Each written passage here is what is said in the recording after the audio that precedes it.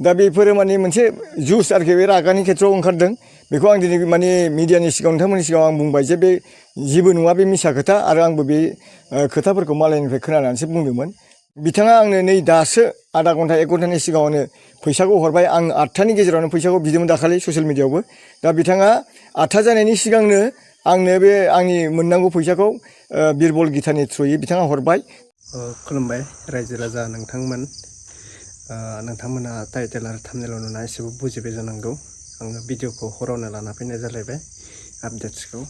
दा नोंथांमोना नुखादों माने फेसबुकनि गेजेरजों मैयानिफ्राय माने पिपुल एक्टर इनिफ्राय प्रकाश इउटुबार मोनसे माबा जादोंमोन नालाय भाइरेल भिडिअ सोलिगासिनोमोन। माने बिपुल मुसाहारिया प्रकाश नार्जारिनि सायाव फैसा जानायनि बाथ्रा बुंदोंमोन, माने फैसा लादोंमोन आरोना।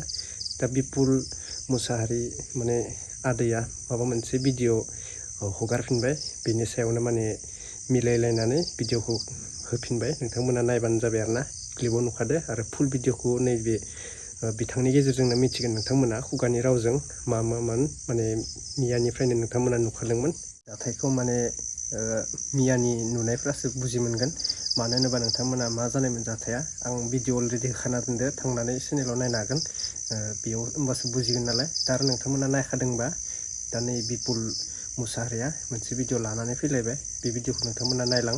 माने बिथाङा निमाहा बिबाय आरोना, निमाहा माने मिलायलायनानै भिडिअखौ बानायफिनबाय। मोजाङानो जादों, नोंथांमोना नायलांबाय थाबानो जाबाय। आं होनोसै फार्स्टआवनो, बेनिफ्राय गोबां मानसिया कमेन्ट खालामदों। बेयाव निउसनि गेजेराव नुखादों नालाय, जोंहा गेदेर गेदेर निउस चेनेलफोरा होबाय। निउसनि गेजेराव गोबां कमेन्ट खालामदों, बे मेगनाव मा दाग जाखो मा दाग जाखो। दा आंबो मिथिला, नोंथांमोना कमेन्ट खालामना बुंहरबानो जाबाय आरोना। बिपुल मुसाहारिनि मेगनाव गोसोम दागो आरोना। दा फैसाखौ मोनफिनबायनो बिथाङा, मोनफिननायनि थाखाय बिथाङा जोबोद फुरथिजों एबा खुसिजों भिडिअखौ बानायफिनबाय मिलायनानै। नायग्रोनोसै फैदो। गुबै उद्देश्यआ जाहैबाय आङो थांनाय सुनिबार 2 तारिख खालि प्रकाश इउटुबार आरो बेजों लोगोसे गिता आरो बिरबल प्रकाश इउटुबारा फैसा लादोंमोन नालाय, बे फैसाखौ आङो रिकभार खालामफिननो थाखाय आङो मोनसे भिडिअ आपल'ड खालामदोंमोन। बेवहाय आंनि बे मोननांगौखौ रिकभार खालामनो थाखाय माने आङो माखासे खोथा बुंनायाव आङो नैबे बिरबल आरो गितानि पार्सनेल लाइफआवबो हाबनाय जादोंमोन आरोखि। दा बेखौनो आं क्लियारफाइ होनो नागिरनानै नोंथांमोनखौ दिनै लिंहरनाय जादों जे मालायफोरनि खोनानाय बाथ्राखौ लानानै आङो गिता आरो बिरबलनि गेजेराव जे माने बयफ्रेन्ड गार्लफ्रेन्ड होननाय मोनसे सोदोब ओंखारदोंमोन। दा बेफोरो माने मोनसे जुस आरोखि बे रागानि खेथ्रआव ओंखारदों। बेखौ आं दिनै माने मिडियानि सिगाङाव नोंथांमोननि सिगाङाव आं बुंबाय जे बे जेबो नङा बे मिसा खोथा आरो आंबो बे खोथाफोरखौ मालायनिफ्राय खोनानानैसो बुंदोंमोन। दा आङो बेखौनो क्लियार होनो नागिरदों जे बिरबल आरो गितानि माने सानैनि गेजेराव बेबादि जेबो गोथौ सोमोन्दो गैया। आं दिनै माने गोबां मानसिनाव सोंनानै आङो क्लियार लानानै मोनबाय बेबादि नङा। दा मानसिफोर रिउमार खालामनायखायसो बे खोथाया ओंखारदों आरोखि। आरो बेजों लोगोसे आं दा जायफोरनाखि मानसिफ्रा बिथांमोनखौ बुंदों, 2-3सो मानसिफ्रा मुं सुदों, बिथांमोनखौबो आं बुंगोन जे माने बिथांमोनहा बेबादि नङा आरो फैबाय थानाय समाव बेबादि मुं सोनाया थिग नङा होननानै आं बेखिनिखौनो नोंथांमोननि सिगाङाव आं बुंबाय। दा आं बुंदों दिनै मिडियानि थ्रुयै जायफोरनाखि बिथांमोना बिथांमोननि गाज्रि मोनसे भाइराल माने वार्डस बा गाज्रि भिडिअ माने बिसोरखौ भाइराल खालामनाय भिडिअ ओंखारदों होननानै जदे मदे शेयार खालामनाया थिग नङा। मानसिफोरखौ माने मोजाङै डिटेल्स खबर लानानै, आजिखालिथ' नोङो ससियेल मिडियाफ्राव जायनो हायो बेनि बांसिनानो माने बखिलायनाय जुग आरोखि। दा जिनिसफोरखौ बखिलायनो मोन्दों होननानै आननेसेसारि माने शेयार खालामलाबाय थानायाबो थिग नङा। बिथांमोनखौ आं खावलायदों गतिके शेयार खालामनायनिफ्राय गोजानाव थाथों आरो माखासे भिडिअफोर आपल'ड होनाय दंबा दानथों। खारन बिस्राबो फेमिलि दङ, न'खर दङ, बेनि थाखाय आं खावलायनाय जाबाय। आरो बेजों लोगोसे दिनै प्रकाश इउटुबारजों आंजों माखासे माने थरखा बिथरखौ जादों। दा ससियेल मिडियायाव आंबो होदों, प्रकाश इउटुबारा आंनिफ्राय डाइरेक्ट फैसा लादों माने गिता आरो बिरबलनि दारैनो फैसाखौ लादोंमोन। आंबो थांफादोंमोन। दा बिथाङा नङा होन्दोंमोन, खिन्थु दिनै प्रुफ जाफैबाय। बिथाङा आंनो नै दासो आधा घन्टा एक घन्टानि सिगाङावनो फैसाखौ हरबाय। आं 8थानि गेजेरावनो फैसाखौ बिदोंमोन दाखालि ससियेल मिडियायावबो। दा बिथाङा 8था जानायनि सिगांनो आंनो बे आंनि मोननांगौ फैसाखौ बिरबल गितानि थ्रुयै बिथाङा हरबाय। दा बेनि थाखाय आं प्रकाश भाइखौबो बुंगोन जे थेंक इउ प्रकाश भाइ, नोंथाङा जे बेबायदि बुजिनानै आंनो फैसाखौ हरफिनदों, बे बिराद मोजां खोथा। आरो बेबायदिनो इयुनाव नोङो मोजां खामानि मावलां, नोंनि केरियारखौ बानायनानै ला, बेखिनिखौ आं प्रकाशखौ खावलायदों। दा बे हिसाबै आङो जोबोद खुसि आरोखि। प्रकाशनि सायावबो आंहा गाज्रि मोननाय गैला, खारन आंनि माने फेक्टरानो माने जेबो गैया बाहाय। खालि मेटारा जाहैबाय माने बै फैसानि थाखायल'मोन नालाय, फैसा लानो थाखाय। दा फैसाखौ मोनबाय हिसाबै आं प्रकाश फंबायखौ आं जेबो गाज्रि मोननाय गैया।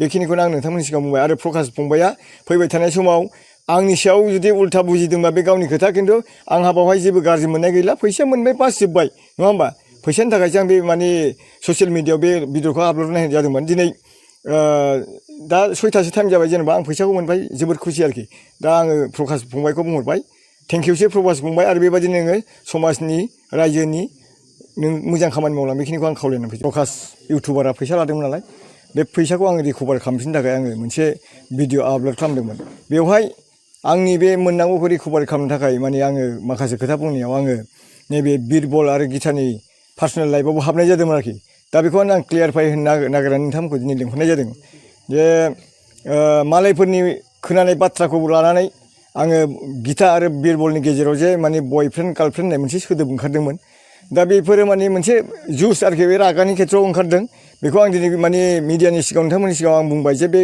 जेबो नङा बे मिसा खोथा आरो आंबो बे खोथाफोरखौ मालायनिफ्राय खोनानानैसो बुंदोंमोन दा आङो बेखौनो क्लियार होनो नागिरदों जे बिरबल आरो गितानि माने सानैनि गेजेराव बेबादि जेबो गोथौ सोमोन्दो गैया आं दिनै माने गोबां मानसिनाव सोंनानै आङो क्लियार लानानै मोनबाय बेबादि नङा दा मानसिफोर रिउमार खालामनायखायसो बे खोथाया ओंखारदों आरोखि आरो बेजों लोगोसे आं दा जायफोरनाखि मानसिफ्रा बिथांमोनखौ बुंदों सानै साथामसो मानसिफ्रा मुं सुदों बिथांमोनखौबो आं बुंगोन जे माने बिथांमोनहा बेबादि नङा आरो फैबाय थानाय समाव बेबादि मुं सोनाया थिग नङा होननानै आं बेखिनिखौनो नोंथांमोननि सिगाङाव आं बुंबाय दा आं बुंदों दिनै मिडियानि थ्रुयै जायफोरनाखि बिथांमोना बिथांमोननि गाज्रि मोनसे भाइराल माने वार्डस बा गाज्रि भिडिअ माने बिसोरखौ भाइराल खालामनाय भिडिअ ओंखारदों होननानै जदे मदे शेयार खालामनाया थिग नङा मानसिफोरखौ माने मोजाङै डिटेल्स खबर लानानै आजिखालिथ' नोङो ससियेल मिडियाफ्राव जायनो हायो बेनि बांसिनानो माने बखिलायनाय जुग आरोखि दा जिनिसफोरखौ बखिलायनो मोन्दों होननानै आननेसासारि माने शेयार खालामलाबाय थानायाबो थिग नङा बिथांमोनखौ आं खावलायदों गतिके शेयार खालामनायनिफ्राय गोजानाव थाथों आरो